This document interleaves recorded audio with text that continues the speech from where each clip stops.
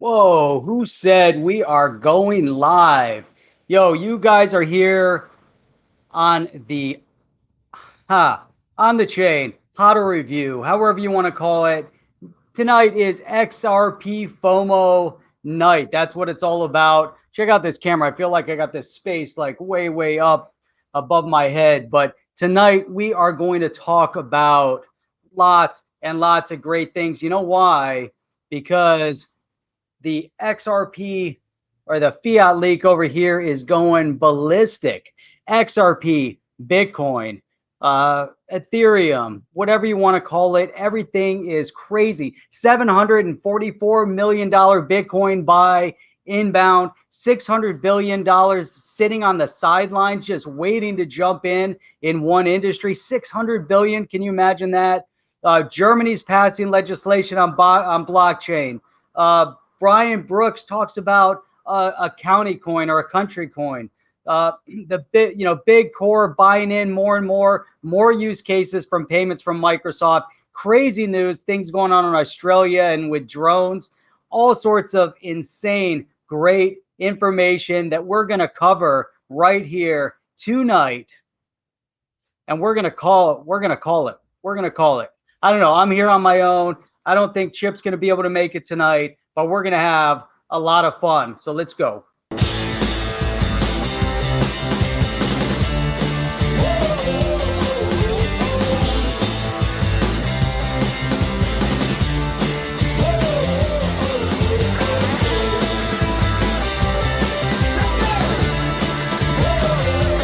Welcome to On the Chain with Jeff and Chip.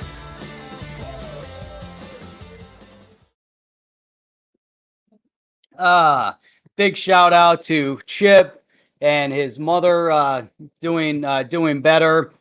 All of our prayers going over to Chip's mom for a speedy recovery. So let's jump into this. First in the room tonight is Magic. Tony Fisk, what's up? Good to see you here. We got Wen Mullet in the room with us. We got I Kinda Pawn. Now, you're over there on Periscope. You can definitely check it out from Twitter. But the rumor has it that Periscope is getting ready to go away. So if you're checking things out on Periscope, it's going to probably be integrated into Twitter, but that's just how it goes. We got Wade Hutchins on here, Big John. Let's see who else is commenting. So far, I think that's it. I know we're going to get a lot more people. Oh, we got Yeet in here tonight as well. Awesome. Hopefully Chip will be able to join us. Not sure if he will, but we're going to have a blast and we're going to dig in to a ton of stuff. First and foremost, you know what we got to look at? We got to check this out. Oh man, that's not good. There we go. I had to settle it down for a minute. Check this out, the Fiat leakage. So we got some Fiat leakage going on over here because it's going into crypto. It's coming out of crypto. Who knows what's going on? But when we made the video yesterday, I think I made a video yesterday. I can't remember when I made it. Anyhow, XRP was at 44 cents. XRP sitting at 57 cents. You know what's really impressive is that Bitcoin blew out all-time highs, recorded ever all-time highs. I saw that at look at this, $21,378 on the Bitcoin. Man, think about if you're Michael Staler over there at MicroStrategy. People are giving the high fives. People are living large over there. Invested in at 10,000, 11,000 up in just a few months. Man, he invested $425 million, bought in another 50 million when it hit 19,000. And he's living large over there. Think about that. Then he's talking about accumulating another 400 million. You look at that Fiat leakage, $21,378. The space is going parabolic right now. So it's exciting. All those new people that are jumping in, they're getting ready for this roller coaster ride because part of the roller coaster, you know, when you go up, just like everybody experienced back in 2017, you know, it was that up, and it hit that 20,000. We crossed over into 2018, and you know what happens when the roller coaster gets to the top? What's on the other side? and it was downhill. But who knows where this is going right now? But there is a lot of commotion. There's so much commotion in this space that the corporates can't get enough of the Bitcoin. What goes up, Mullet? That's exactly right. You know, what goes up has a downside. It always does. And whoever's ad that we're promoting here, look at that. We're promoting some adage here for the, we're not going to say it. But anyhow, lots of excitement. Let me check out the Ethereum. Then we're going to get into some conversation. You guys, make sure we share this. If you guys want to do a favor, tweet this out. I did not tweet this out, and I probably should have. We got to get this out into the hemisphere. I should probably take a minute and do that. But check this out. Oh, that's the wrong ETH. Check. Ethereum was in the 500s. Look at this. Check this out. Let's see if it'll come up. $643 on the Ethereum. When 1,000, that's what I'm talking about. On the Ethereum, $1,000. Here we come. Bitcoin, if it keeps on this projection, has a chance to hit that $30,000 mark. Could you imagine what that's going to look like?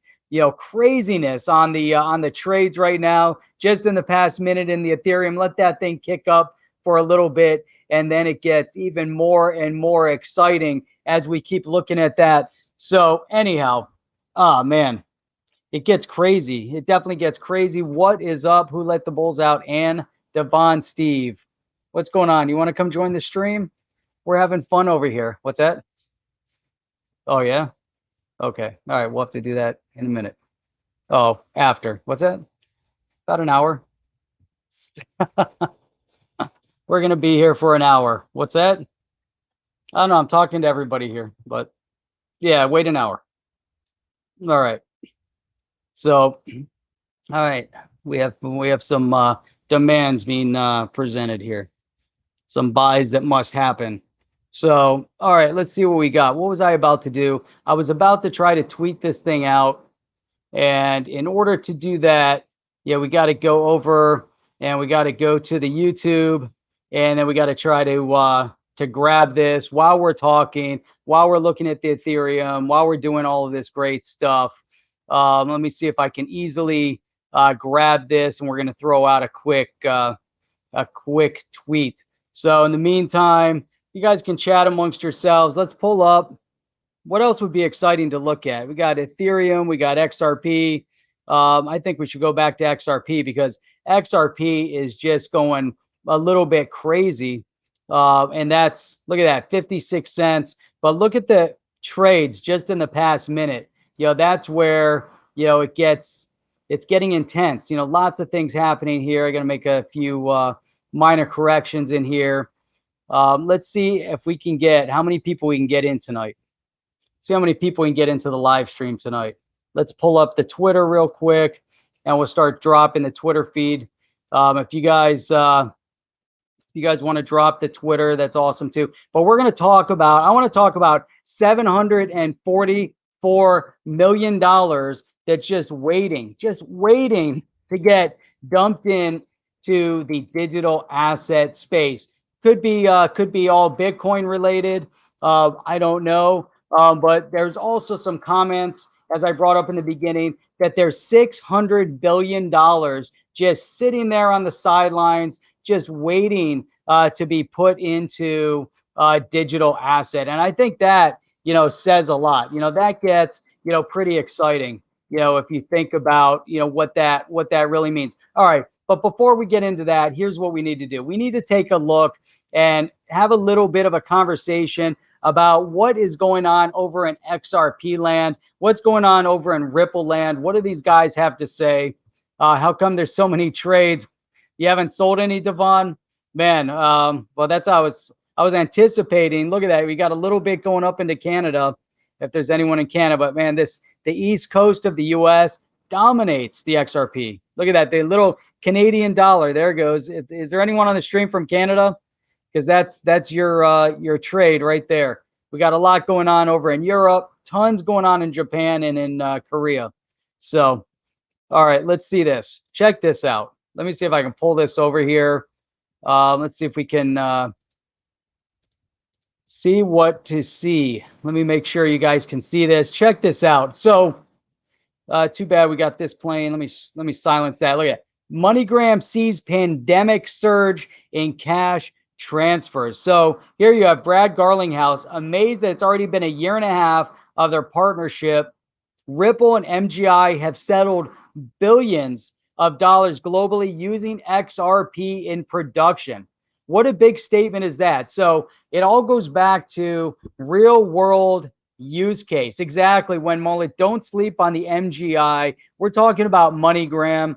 We can pull up and we'll take a look at where that MoneyGram stock is. See where that MoneyGram stock is from the moment Ripple decided to buy in a huge amount of the a huge amount. Anyhow, so you know, billions of dollars globally using XRP that's in production.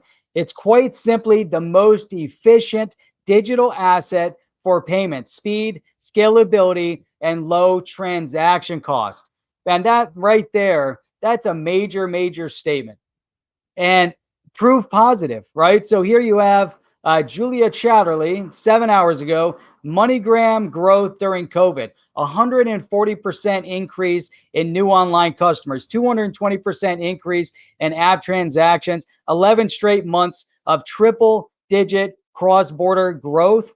Did Ripple and XRP have something to do with that 11 straight months of triple digit cross-border growth? Let's see what she has to say here. MGI CEO talks XRP resilience, accelerated remittances, and pushing boundaries with Ripple. So obviously, Ripple has a little bit of a say-so in this, but big numbers, big things happening, real world utility is what it's all about. We want to see that real world utility. We want to see what that passion is within the Bitcoin, right? This is the store of value. XRP, it's the currency for moving money cross borders, moving money around. And soon we're also going to see the XRP ledger, XRP interoperable with Ethereum, with the Spark token, and some other things that Flair's bringing out. Wait till they start building on that platform. And we're going to talk about that Sunday night on the roundtable. We have, some interesting, conversations that are moving in that direction. So Barbara Taylor, all jacked up on the Death Wish coffee right there. We got to love the Death Wish coffee. Drink that early. I had the Death Wish coffee this morning, and it's perfect. Really good stuff. So let's see what we got. I kind of pawn MoneyGram doing well. Didn't sell the dip, holding strong. I think it still has a long way to go as well. So let's see what other kind of comment. We had Steve Willits dropped in to pay a visit. We have Who Let the Bulls Out? What is up? Man, we always love when the Bulls come out. I had a chance of talking with Who Let the Bulls Out earlier on a Zoom chat. That was awesome meeting you face to face in person, even if it was digitally done via the Zoom. So that was great. That was great news. All right, so let's move out of this. We don't got to go into that too much. All right, let us move on. Let me get rid of this Twitter. Don't want that Twitter over there. The Fiat Leak sometimes causes a little bit of a lag when we're talking a lot here. So, all right, here you go.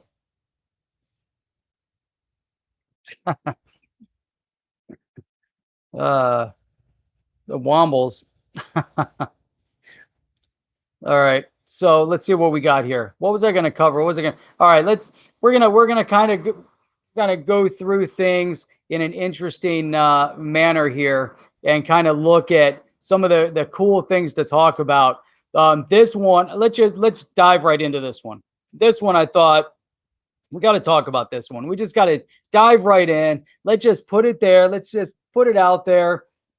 Ruffer Investment confirms massive Bitcoin buy of $744 million. $744 million.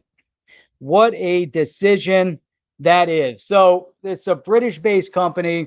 Ruffer's exposure to Bitcoin currently totals around $550 million, equivalent to around 2.7% of the firm's assets under management. So we're seeing companies, we're seeing these corporations moving 1%, 2%, 5%. Soon we're going to probably see some moving up in the 10% range. Is my collar all jacked up over here? Look at that. So big amounts of money. But look at this. Based on current exchange rates, 550 million is worth $744 million, or roughly 45,000 Bitcoin. And that was based on November prices, November 2020. When is this article? So this is just the 16th. Doesn't say exactly when they put it in, but let's say they just bought it now. They just invested. That's massive. Again, let's see. Ambiguous wording in Ruffer's initial shareholder memo created uncertainty whether the investment was 2.5% of the multi-strategy fund or 2.5% of the fund's total, more than 20 billion. So they have $20 billion in asset. They take close to 1 billion of it and they put it into Bitcoin. Now, this was yesterday.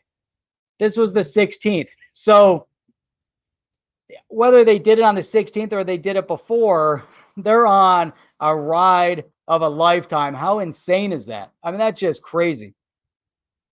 So what is up, Gerald Buford? Good to see you on. We got Rain just bounced in here as well. Awesome to see here, Rain. Man, comedian Chuck Reel just bounced in as well. Nice. Very, very cool. Look at this. Devon. Oh, wait, there it is. We see quite a lot of UK businesses mentioned for the size of the place. Exactly. A lot going on with crypto. And nothing on the mainstream media front. It's kind of crazy. Nice. I mean, it's really, really cool.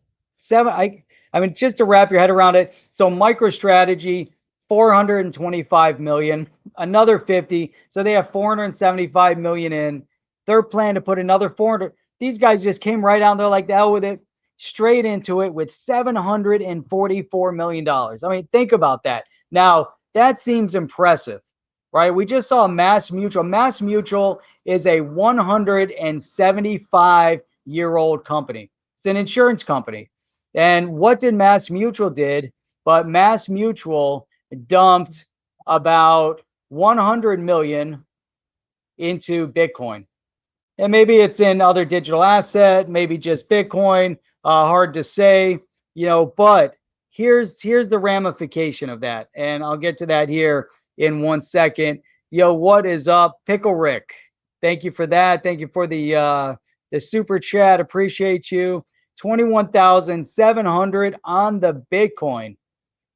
So where are we on the Bitcoin? We're gonna keep talking until that Bitcoin hits. Look at that. There you go. 21,691 on the Fiat Leak, 21,700 on the Pickle Rick exchange. So let's stick with the Pickle Rick exchange because that extra $9 is more exciting over with Pickle Rick. But check this out. Okay, so Mass Mutual, 100 million. I mean, you think that's significant? Check this out. This is now. Think about, before I probably already gave it away because I put it over here. Think about the source of this. This is coming from JP Morgan, none other than JP Morgan. Now, when we think about JP Morgan, we think about the naysayer. We think about the one that said, hey, you know what, Jamie Dimon, I'm not a big fan of the Bitcoin. It's a scam. It's this, it's that. If his daughter ever bought one, she's just wasting her money. All this stuff that he had said, a lot of craziness coming out of the Jamie Dimon. But here's JP Morgan. We talked about some of the other analysts with JP Morgan, some of the things that they've been talking about over. You can't convince me that JP Morgan hasn't already invested and thought about the development and the growth in this space. I mean, it's not possible, right? So JP Morgan banking all over the world. Obviously, they own a pretty big share. They're now talking about $600 billion in new Bitcoin demand. So we're seeing it in the millions. We just saw 1 billion. We just saw almost, very close to 1 billion coming in from Ruffer. So how many other Ruffers are out there? You know, are there another 100? Is that another 100 billion? Is that what he's talking about? Are these corporate giants? Now, what happens when all these corporate giants start bouncing in? What happens to the price and availability of the Bitcoin? But here he's just talking about in this article, they're talking about one little tiny market. So they're not even referring to the entire corporate market. They're referring to insurance. That's what he's talking about. So they reference Mass Mutual's 100 million Bitcoin investment that has the potential of opening up a massive new investment category in the insurance space. So who's first? Mass Mutual. Mass Mutual has been around 175 years. They get it. They see what's happening. The entire space. So here we are, you know, I mean, personally, I've only been in since 2017. So 2.5 years, whatever movement we're coming up on now, it's almost 3 years. So 3 years in the space, and I've seen the ups, downs, the changes. But I think about 2017, and 2017 was almost like it was still proof of concept. Even though the media hyped it up in 2017, the media hyped things up. What is up, Jake Hill? Oh man, I almost missed Sir John and Citizen XRP coming in as well. But you think about what the media did to this space in 2017. We saw a lot of FOMO. Man, what is up, Thinking Crypto? Tony from Thinking Crypto. He's got an amazing channel, does amazing interviews. He's awesome. Great to see you. So we've had Tony on the show. We got to have Tony back on the roundtable again. Tony, if you're up to it, love to have you back on again. But so you think about this movement again. 2017, we're still in proof of concept. You saw some development. We saw people talking about it. You're like figuring things out. It was exciting. Then we get into 2018 and that last we saw the potential. You saw what it could do from a financial perspective. But think about everyone that's been in this space, and I'm sure there's some that are here with us tonight that have been in since 2013, 2014, 2015. There's obviously, quite a few people that are still in the space since like 2012, 2011 even. But imagine that stagnant period of time where you had little bumps and you knew that that something was new, something was happening 10 years ago. You knew it. But it wasn't until 2017, in my opinion, that they started getting some mainstream attention. Even though it had been there before, talking about the Bitcoin, it was altcoin season was all about the 2017. A little bit of the FOMO, and then we rode 2 years of just, roller coaster ride down. But during that period of time, over the past couple years, it's been amazing because, as the price point had gone down, we started seeing more building in the space, more conversation in the corporate level, more conversation at the government level.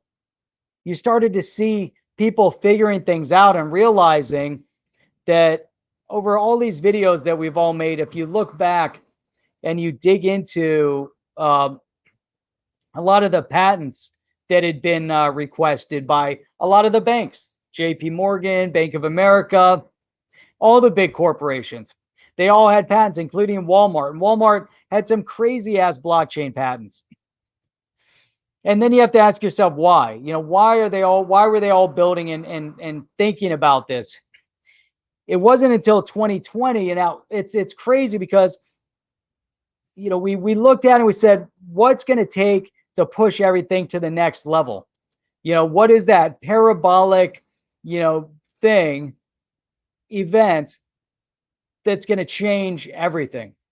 So whether it was this recent, 19 business, or if it's just, countries all over the world that are basically mortgaging themselves to the hilt, or is it just, people are finally ready. the corporate, they needed something that was going to push it over the edge a little bit.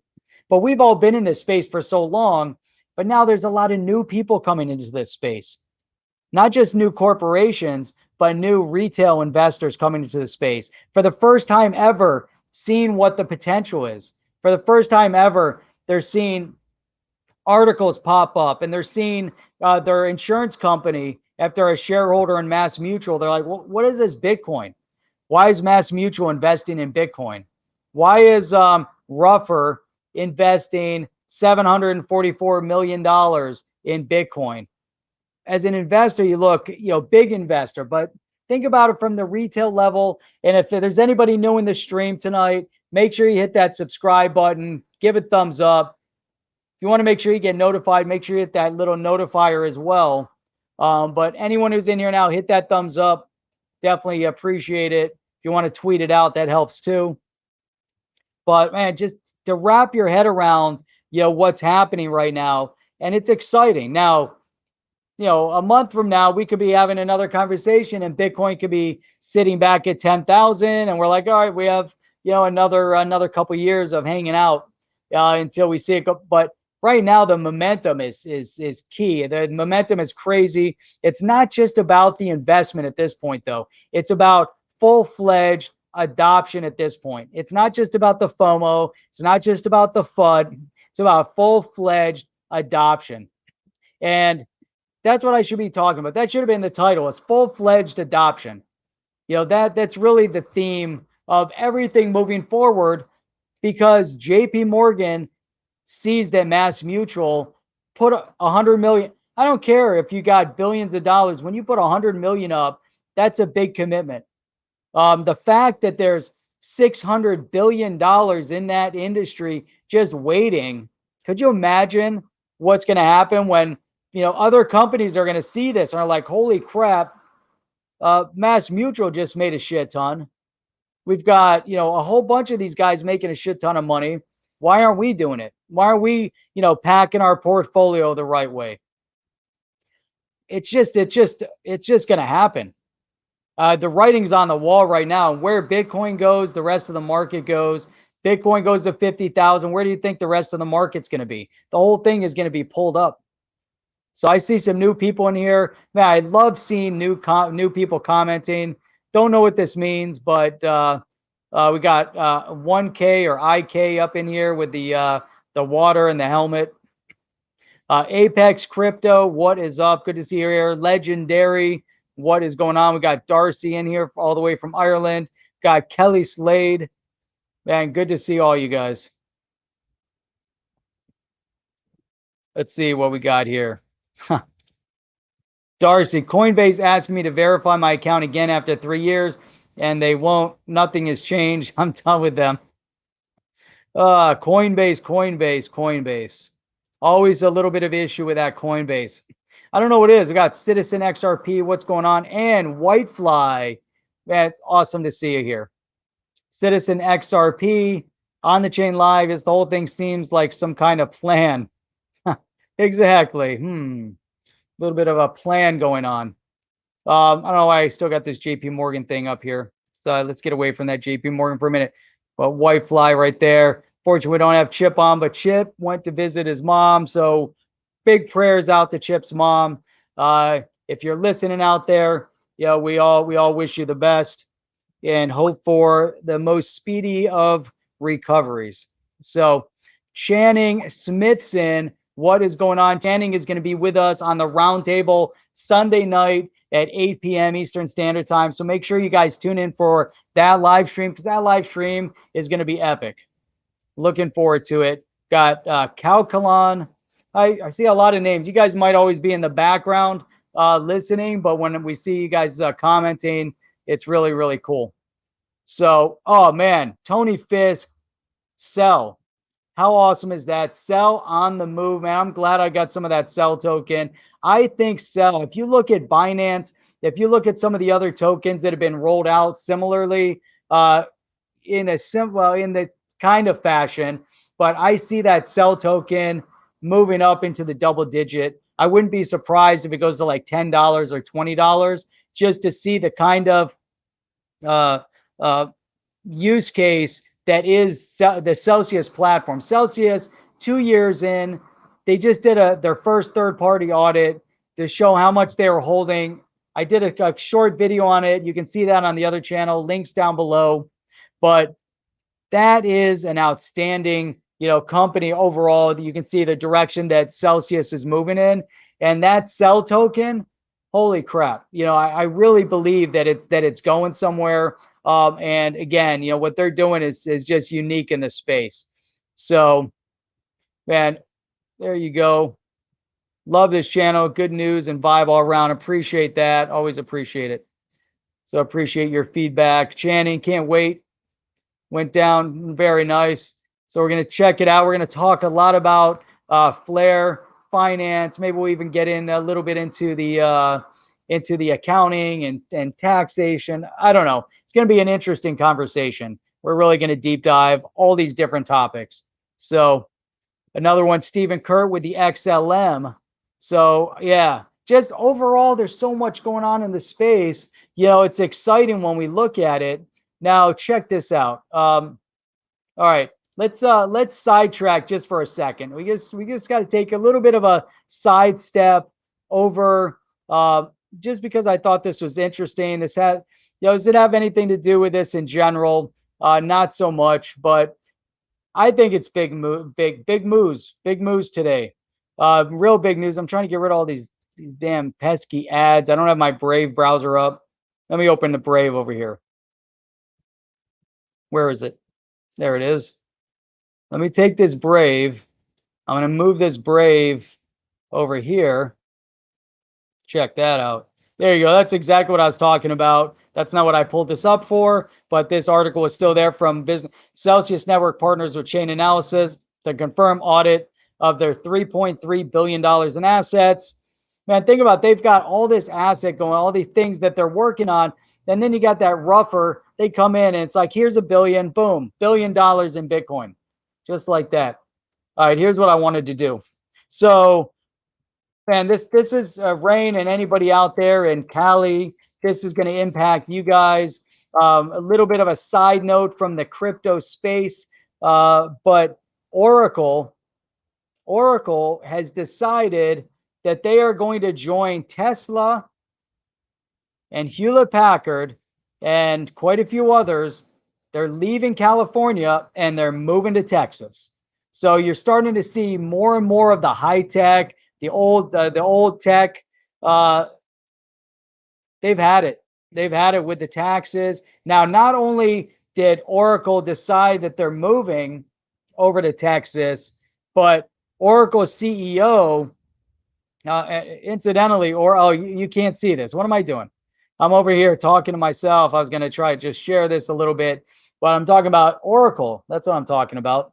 Talking about a little bit of the Oracle. But here, Oracle's CEO, Larry Ellison, is the second largest individual shareholder in Tesla. So I guess where Tesla goes, Larry Ellison goes, but not just that. So Larry Ellison, the CEO, Oracle's CEO, actually, not only is he moving the company to Texas, but he's moving from California to Hawaii. He's moving his residence. He's decided that he's done with California, can't take it anymore, and moving. So for all those guys that are out in that California area, just stay tuned. Texas is the new California. So just an FYI. Just an FYI. All right, what do we got? All right, so that was kind of cool. As a side note, I kind of got into that because I was looking at what Microsoft was doing. And, one of the areas, one of the big use cases outside of everything. So we got the Bitcoin, we got all this stuff. Tony Morissette just jumped in here. What is up, Tony? Oh, we got XRP Hollywood here as well. And who else is here? Oh, very, very cool. I got to keep, focusing in here on some of this chat. Flare Finance looking promising, like that. Last one out, turn out the lights. That's for you guys out in California. XRP Hollywood. They're going to turn Texas blue if they all move there. So stay vigilant. All right. We got Todd just bounced in here as well. What is up, Todd? Good to see you. And here you go. Calculon, weed taxes will keep Cali afloat until the people come back. You know what? At the end of the day, people are going to want the beach. People want the ocean. They want their oceanfront properties. We can get that in Texas too, you know, but there's going to be that draw to have a little bit of the mountains, a little bit of the ocean, a little bit of the skiing. You get a little bit of everything.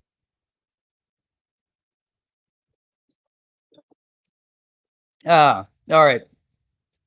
XRP Chance, what is up? Good to see you here. And we got NSI. Nasi, what do we think about Sologenic? You know, I like Sologenic. Sologenic's actually pretty cool. It's a cool platform. I like the concept of tokenizing securities. They're not the only ones that are up to it, because we're going to see what Germany's up to as well. But right now, those guys are operating over in Canada. Sologenic, they got nothing going on down here in the US up to this point. We've done some videos. We actually interviewed the CEO and the CTO of Sologenic. So that was actually that was probably already a year ago since we spoke to them. So, you know, that's kind of crazy. All right, let's see here. All right, so check this out. So this is Microsoft. You know, I don't have to pull up all these articles, but it's cool anyways. We're gonna pull them up. So I was getting ready to talk about gaming. Now, this is a little bit of a variation on gaming and getting paid in micropayments and whatnot. But think about, I like looking at the digital asset space and crypto for the gaming space. I think gaming is probably one of the most untapped use cases that they could implement it tomorrow and people would be all over it, because you go into any of those video games, they all have their own currency. But could you imagine right now if it was like, hey, you're going to be using the XRPX currency, and it's going to transact whether you go into this game, that game, it doesn't matter, but you can take your currency with you. So as you know, as a gamer, there, you know, you earn all these different items, and then you can sell them, and you can sell them for a digital currency, and then you can take that digital currency to another game and you can spend it on that game. Could change everything in the gaming space. And it's just a matter of time. It's almost right there. But Microsoft is talking about, I should look over here because that's where it is. I wish I could flip it to the other side, or you know what, I'm gonna put this monitor over here. So when I look, then it'll be like, hey, I'm looking at this over here instead of at a wall. But all right, so you know, Microsoft expanding their blockchain platform for gaming rights. So gaming rights more on the in line with those that are the artists, the developers, the coders, etc. You know, I think those are the ones that are going to benefit. And here we're talking about streaming. Here in this Go Live, we successfully generated the first round of partner payments utilizing blockchain smart contract technology. So the question is, you know, what is it built on? What is the technology? What is the asset? Are they using something that's already in existence? Are they partnering with something like, are they, you know, building in Ethereum? Are they building on Stellar? Are they working with IBM? Or did they build something brand new all by themselves?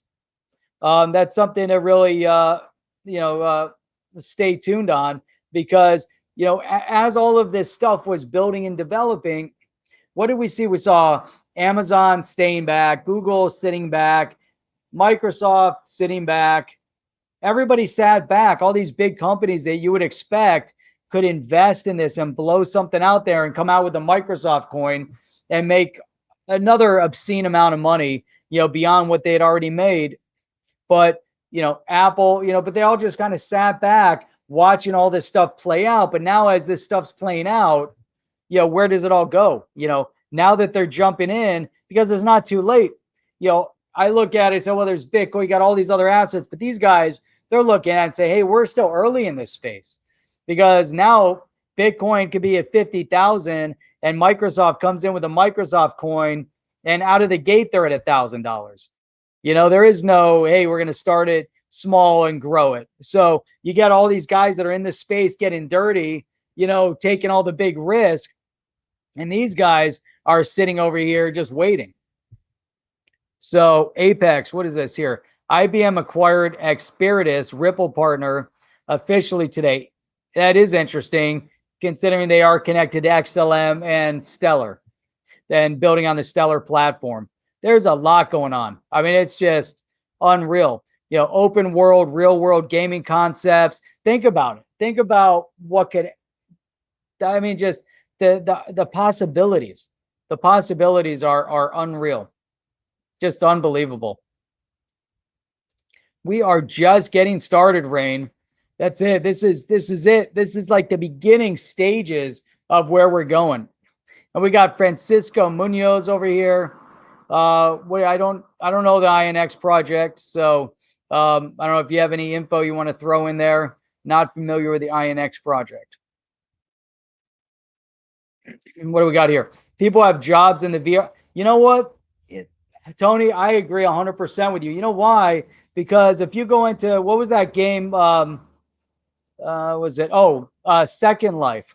And I don't even know if that game's still around. I remember looking at Second Life years ago, and it was just, I read this article, and then it was all about the financial system within Second Life, and how closely it paralleled a major economy of a country. And I don't know what the I can't remember what the Second Life currency was, but the Second Life currency, there was an exchange. So, and during this period of time, Bitcoin was already around. So it's amazing to me that, I remember looking at that, but I guess the point is, there, you had third-party developers in that space. Like in a lot of games, you have third-party developers, but a lot of games you're locked out. So games like that, open platform type of thing, where, people kind of live and exist in this world because they're playing all the time. I mean, could you imagine that you make your entire career in VR, like Tony was saying? If you imagine, I mean, that's your job. You're building, you run a store, you do whatever, you're selling. I mean, there's all these games where I mean, it's crazy. I mean, you can keep thinking, but why don't we have that in a lot of these other games? There's so much creativity in the space where you can allow people to open up, they're like this game Rocket League, or you think about like Fortnite. Why don't you have, individual third-party capabilities or ability to code and design the skins and the clothing, essentially, for the characters that are playing in the game? Why don't you have that possibility to customize the customization? I mean, there's so many of those games where that could be done, even if it was just a small portion of the ecosystem. And then it could all be done. You get streaming payments. I mean, it could be huge. It could be just such a massive, massive industry. And there's a good chance that that's where it's all going. Oh, it's insane. So what is this? People gathering in-game finite resources to sell. There you go. So, and Darcy's got the XRP. That's important. You gotta get the XRP. You gotta love the XRP. And yes, when Mullet is a bot. That's he's a bot. He's just here as a bot. So, all right. Where are we going? I can't even remember where we're going now. All right. So I'm going to jump into this one because this I thought, and then we're going to bounce into something else a little bit off topic. Chip's not here, so I never got pulled off topic once, I don't think. Maybe we should, say something that's a little bit off topic here. Need to get some water. That could be off topic.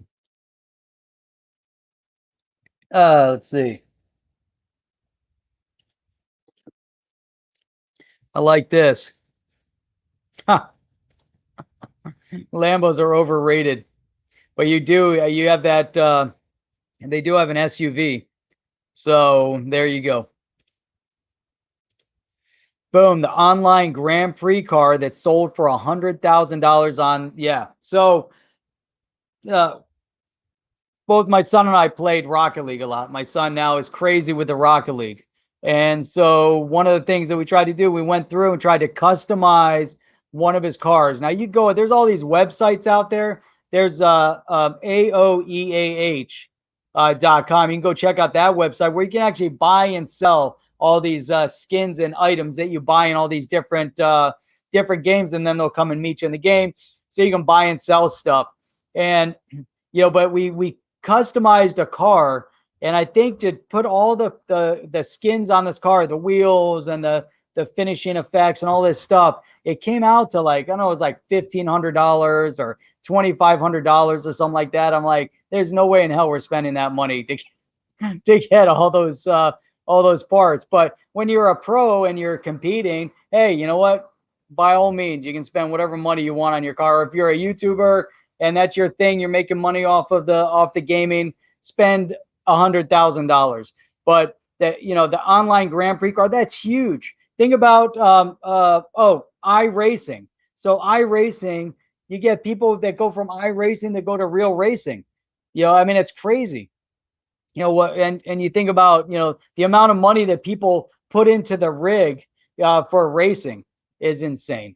But that's $100,000 on a virtual car. It's crazy. It's amazing. So we got Daniel all the way in from South Africa. Awesome. Glad to have you here with us. Good to see you on. He's in the XRP family 3 years now. Nice. Yeah, that's it. XRP has got to see its day. Apex, with all that, the government still sucks. What is going on with the government? Send your thoughts and prayers over to Chip's mom for a speedy recovery. There you go, Rain. Yeah, it can be a career. A lot of them can, It's amazing what you can do. That's what I was thinking of. The 2021 Lamborghini Urus. It's extreme in almost every way, which is exactly what's expected when a legendary supercar builds an SUV for $225,000. Yeah. So when you can invest, you can either go buy a condo or you can go buy your Lamborghini. I don't know. I don't know where you can get it's hard to even get a condo. You can't get a condo down on the beach. Maybe you can get a condo on the beach now for $225, or you can get a Lamborghini, one or the other.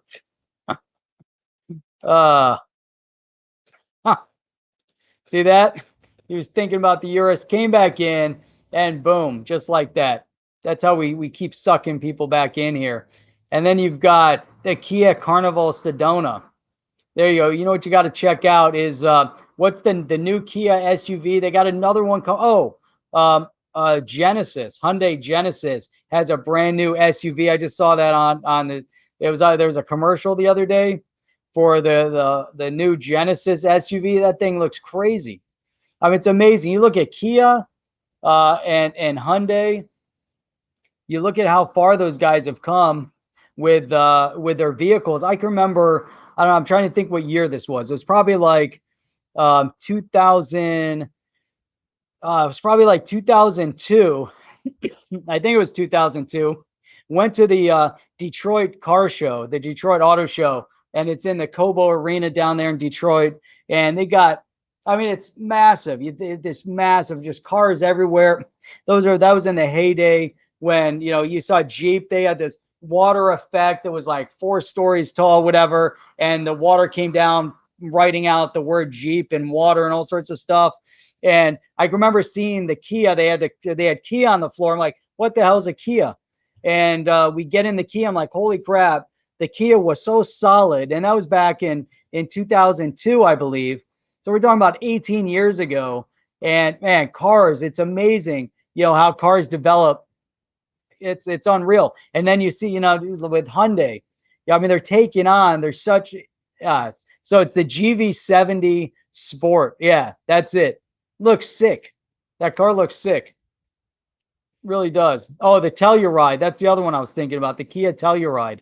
Yeah, Kia, and then Hyundai has another version of it. I forget what it is, but it's yeah, amazing. So check this out. All right.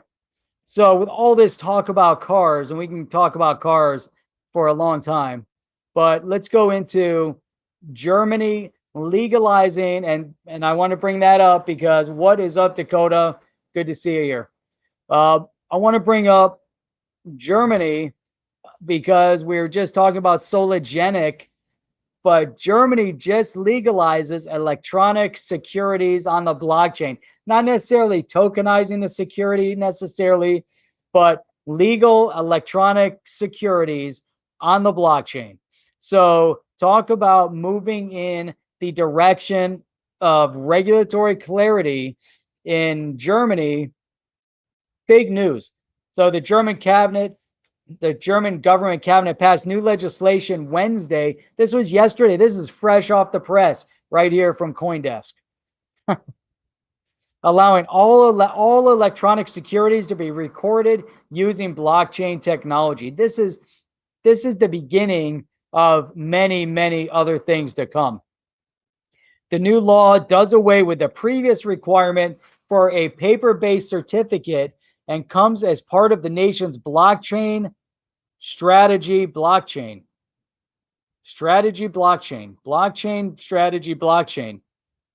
Maybe there's a repetitive word there. The nation's blockchain strategy blockchain, according to a Reuters report citing the German finance ministry. That's awesome.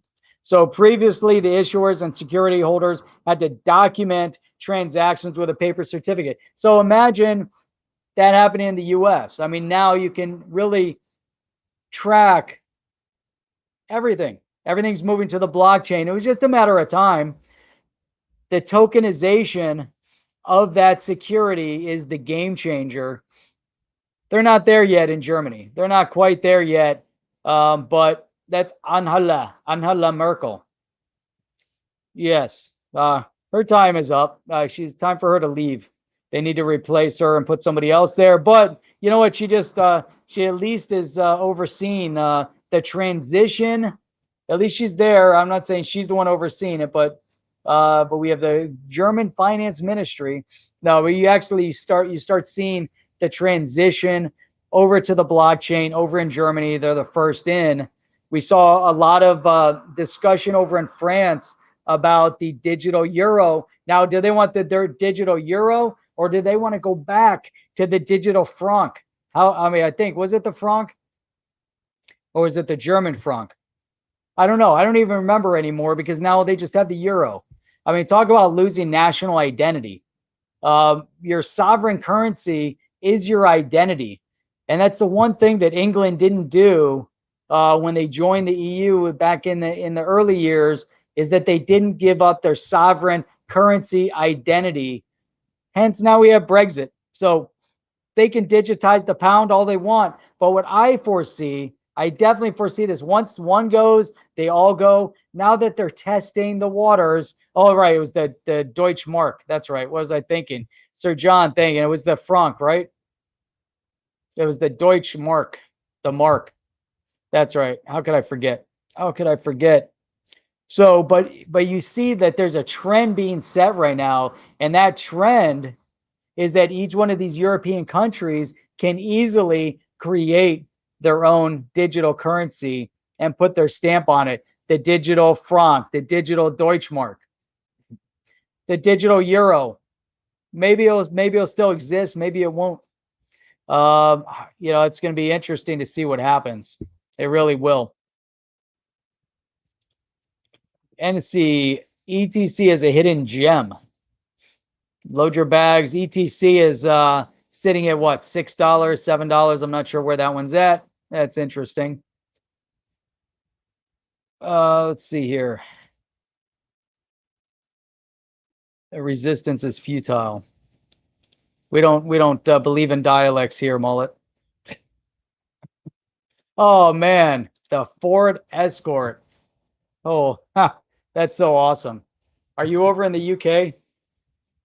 Man, there was also I remember when I was young, my mother had a Ford Fiat. Oh no, a Ford Fiesta. The Ford Fiesta, and she also had an Escort. That's hilarious. A Ford Escort. That was quite a car. That's awesome. So, all right, got sidetracked here, thinking back at cars again. All right, so let's get rid of that. How do we get rid of that? There we go. All right, so what else do we have here that's interesting? Now, here's something else I thought was really poignant. Why? Because secret networks, secret societies. How about a secret network launching a bridge to bring transactional privacy to Ethereum? How about that? How about a secret crypto group getting ready to bring privacy to the Ethereum space? How crazy is that? I like that. The secret network, a privacy-focused blockchain, has launched its Ethereum bridge. The one thing that's definitely needed is privacy. In all of this space, you need a little bit of privacy, because without the privacy, then everything is centralized. So a bridge essentially offers interoperability between the protocols. That sounds similar, doesn't it? Sounds interoperability. Interoperability. Oh, yeah, that's right. Like the XRP ledger. Oh, and like the Spark token. And like Flare being interoperable with a smart contract to smart contract. However, here you're talking about a transactional bridge. You're talking about interoperability between protocols, creating privacy. That's interesting to me. Here, according to this blog post announcement, it allows users to create synthetic wrapped ETH and ERC20 tokens on secret network that can be used with full privacy at lower cost. So it's not a secret network. Secret network is the name of the group, but it sounded so much better when it was a secret network. Not that secret network's the name of the company, which it is. But I like the idea that it was a secret network. I'm kind of disappointed. We're going to keep talking until, whoa, look at this. Look at that. Hang on. Is Fiat Leak showing the same thing? Let's get rid of that. Let's get rid of that. What's going on here? Let's get rid of Oracle. Get rid of that. Get rid of Ruffer with her $744 million investment in Bitcoin. Almost $1 billion invested in Bitcoin. They just had to outdo the CEO of MicroStrategy. They had to outdo Mass Mutual. Here we go. Come on. Come on, Fiat Leak. Don't fail us now, Fiat Leak. Everybody in the world, look at this. Oh, $21,749 on the Bitcoin. Holy crap. That's unreal. That's all-time high right here. You saw it first on the chain. You saw that first. Wait till that 21,750. Oh, we missed the 750. Look at that. Oh, look at that number. 21,750. XRP up 28% over yesterday when it was sitting at 44 cents. Wow, look at this. Let's go to that XRP. Let's see what's going on. 57 cents. It was 56 cents when we started. 57 cents right now with 3.1 million trades just in the past minute. So that's good stuff right there. That is really good stuff. What's Tony talking about here? That's a paragraph. Will there be a time when people stop quantifying their values in fiat? Is there an alternative way to value something outside of fiat? I think they're just going to have to relate it to the Bitcoin. So the Bitcoin is a Bitcoin. So how about if you start relating dollars in Bitcoin? Hey, my dollar's worth 0.000 whatever of a Bitcoin. You could do it the other way around. 21.9 on eToro. What is going on the eToro? All right, see what's going on over here. I like what Tony's going with that though. How do you once you have the full shift, is it always going to be valued back in the digital currency? But that always goes back to, the reserve currency. The US dollar is like the transactional currency around the world. So a lot gets, transposed over into what the US dollar is. I think we're getting a little bit of lag because of the Fiat leak. There's so much going on in the Fiat leak. It's causing a little bit of internet lag. Whoa, look at that. 56. Green. It's chaos. It's crazy. See if I minimize it all together. There we go. Then we get faster again. I just minimize it. I don't know what's going on with that. Hello. Careful. Hey, you can come over here and say hello to everybody. Want to say hello to everybody? No, that's it. You don't want to talk to them about Bitcoin or anything? No. What? You can talk to them about Rocket League, Fortnite. Soon. Yep, I will tell you when. When? Okay. What's that? Don't hit anything with the collie sticks. All right. Bye-bye. All right, so what do we have here? Oh, that was from before, but John Byrne commented here, digital euro, maybe, but digital franc or digital Deutschmark would be like each state in the U.S. having its own currency. Texas dollar, digi euro, digi dollar. We're going to see some interesting things happening. All right. How did I get sidetracked here? So let's see what we got. Here we go.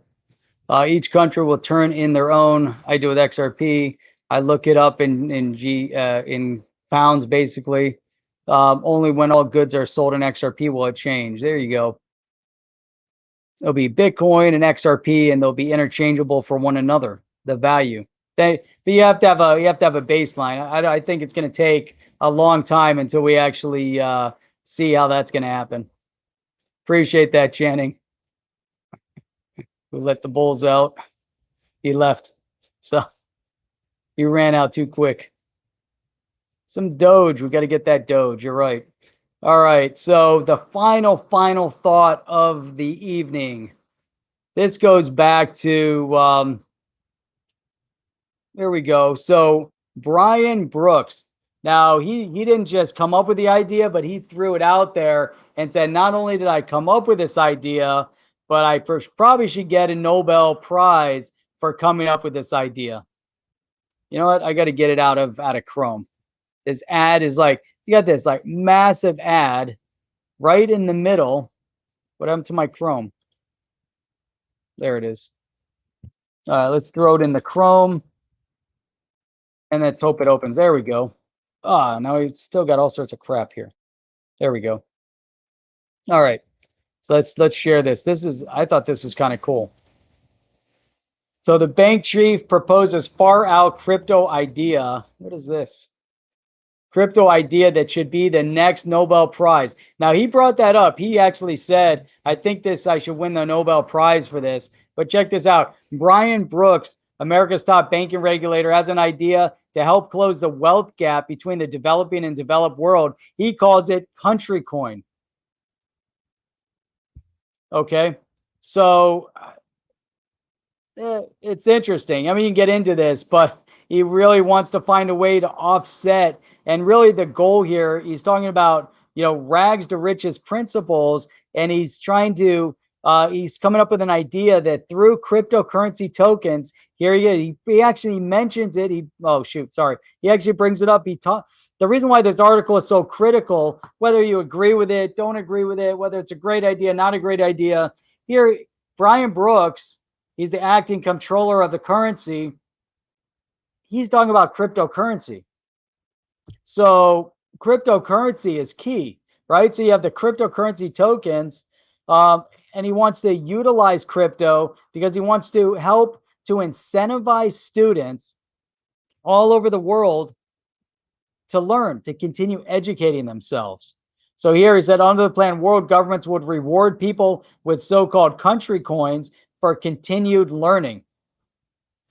So it's a way to fund the students of tomorrow to keep them moving forward, to keep educating, to keep giving back. It's kind of an interesting idea. So a student earns coins by completing online courses and passing tests. So could you imagine from first grade, kids start earning. They start passing their tests. They study. They do a little bit extra, and they start putting money into a crypto account for them. The coins essentially would represent claims on a trust fund set up by the state. They would entitle recipients to future payments representing a share of the rising tax revenue generated by increased GDP. So here,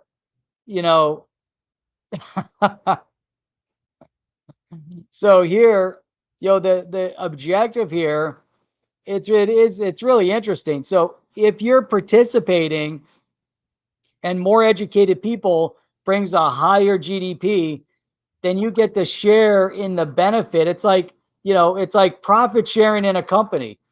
You participate in making this company better, you get profit sharing. You participate in making your country more profitable, higher GDP, more tax revenue, you get to partake in some money. You get a little money back, even though you're probably the one at some point, you're going to be the one that's paying. So it's a tax credit. But translation is people get more education, nations, country coin earning students and investors get richer together. That's interesting. It's an interesting idea to help people move to the next level. I thought that was kind of cool. Thought that was really cool. All right, where are we? 909. Holy cow. I don't know what happened. So the trust fund. They'll end up paying for their own place in university then. I think so. I think, if you're educating yourself and you're staying focused, you're building up, a stockpile of funds, and you get to pay for university. Hey, you know what? I've seen the whole idea of people wanting their university paid for. Hey, I'm 100%. You want your university paid for? You get to spend when you graduate. That means that people then either they do or they don't have a say in your education. However, they definitely have a say in your employment. So let's say somebody wants to go to medical school, and I've seen these Twitter conversations going on about how much money people have spent or $400,000 or $500,000 in debt, and they want the government to pay for their schooling. They're the ones who decided to go to school and become a doctor. You know what? When you start earning the rewards of what the amount of money you can make as a physician, then, hey, you know what? You pay your own way. But if you want the people to chip in, I'm willing to chip in. Hey, you want me to chip in? But guess what? You're going to give us X number of years of free service. So you don't get to go and work right away for, and start earning a living. You get to pay back to society. So in a sense, what this is interesting is that as you're going through the learning process, you're building up. I'd have to think about this a little bit further, but you get to also teach the kids what it means to the reward aspect of it. So that's it. What do we got here? You need to consult a CPA. The rules are different everywhere. Oh, jumping in on the middle of stuff. Here we go. High school graduation will be a smart contract that unlocks your funds for college. Boom, there you go. Then when you go to college, it unlocks whatever the next level is. I like that. I like the smart contract idea. It builds up. Sounds like socialism. Don't like that. Nope, we don't like that at all. But here it's people participating and earning a benefit for the amount of time and effort they're putting in. Essentially, it's a way to give scholarships to kids and help all the kids get scholarships and get them motivated to do better. So I think from that perspective, depending how you look at it, that's the motivation that Brian Brooks was talking about, was to get people focused on don't drop out of school, do the best you can, get the best grades you can get, and then move on. So how will socialism ever work when debt outweighs GDP? Boom, there you go. Big statement right there. It doesn't. So free money doesn't last. Eventually the system collapses. Agree with that as well. So there's always a downside. There's always a downside to everything. You can't have free money. Nothing's free. So I think that's probably the biggest lesson to learn, is there's nothing free in life. And when you realize that, you got to work for it. You got to focus. You got to stay, you got to stay on point. That's the biggest lesson. We're moving to asset-backed future, an asset-backed future. Exactly. Imagine that too. Imagine you're going through your schooling, you're earning these crypto tokens, putting them away, and then all of a sudden they say, you know what? Not only is the smart contract that you have to get, you have to graduate, which would make sense, but you also have to get vaccinated. All right, so that's it. You guys are awesome. If there's anybody here that is new to this channel, make sure you hit that subscribe button, hit the notifier. Let's get notified every time we put up a live stream. Tonight's Wednesday. We have another live stream Saturday morning at 8 a.m. for those early risers on the West Coast. You want to jump in at 5 a.m., you're more than welcome. We'd love to see you on. 8 a.m. Eastern Standard Time on Saturday. Sunday night, we have the roundtable, 8 p.m. Eastern Standard Time, and we are going to have Channing on with us, and that show is going to be epic. It was awesome seeing you guys on here. Wen Mullet, Dakota, Simon, Citizen XRP, Tony Fisk, IK, Rain, Darcy, Devon, who let the Bulls out, Tony Morissette, and everybody else up the list. Appreciate you guys for constantly filling the chat feed, and we'll check you guys out Saturday morning or Sunday night. See ya. Sir John is the night owl, always awake, 3, 4 a.m. Doesn't matter what time we stream. Then that's it. Exactly. DNI streams definitely go 3 times longer, and he does. That's it, Simon. So you get what you get. You get what you get. That's it. I've got an hour 15, and that's it. Before we sign off, though, let's take one last look at the Fiat Leak with the XRP at 56 cents. Now let's see where our Bitcoin is sitting. You know what I want to see real quick before we sign off, and that'll bring us right into that hour and 15. The Wi-Fi, Urine Finance, 27,000. Its high point was at like 40,000. That was kind of crazy, but here we go. $21,757 on the Bitcoin, and that's how we're going to sign off. Check you guys out later. 69 cents tonight, Citizen XRP. We'll check you guys out on Saturday morning or Sunday. I'm out of here. Let me see if I can get out of here. Where's our out? There it is. Are you down with OTC? Please like, subscribe, and click the bell to be notified when the next video drops.